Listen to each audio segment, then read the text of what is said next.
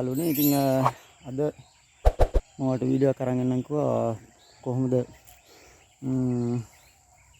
පෙර ගහකට මේ පොහොර දාන්න ඉස්සෙල්ලා කොහොමද හදාගන්න එක පිළිබඳව මේ වටරවුම කොහොමද හදාගන්න එක පිළිබඳව ඉතින් මේ මම එකක් හදලා තියෙනවා ඔයගොල්ලන්ට පෙන්නන්න. අනිවාර්යෙන් page එක follow කරලා තියාගන්න. තවත් ඉස්සරහට වීඩියෝ අරන් එනවා.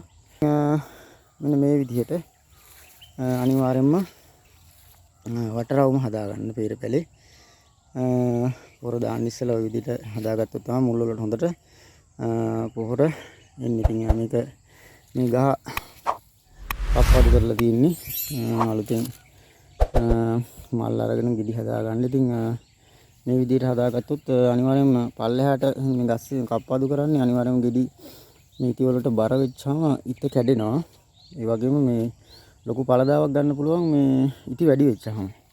රිකිලි වැඩි වෙච්චාම මේ ලොකු පළදාවක් ගන්න පුළුවන්. ඉතින් මේ විදිහට අනිවාර්යයෙන්ම මේ වටරවුම ඔන්න ඔය විදිහට හදාගන්න. ඉතින් මේකට තමයි අපි පොහොර යොදන්නේ. ඉතින් පොහොර යොදන එක ගැන අනිවාර්යයෙන්ම මම වීඩියෝ එකක් අරන් එන්නම් මේ පොහොර දාද්දී. ඔය විදිහට මේ විදිහට තමයි පෙර අපි හදාගන්නේ.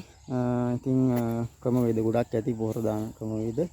ඉතින් පොහොර දාන ක්‍රමවේද කියන්නේ පොහොර වර්ග පිළිබඳව මම දැනුවත් කරන්නම් page එකේ. අනිවාර්යෙන් page එක follow කරලා තියාගන්න. යාළුවන්ට බලන්න share කරන්න මේ page එක අනිවාර්යෙන්ම.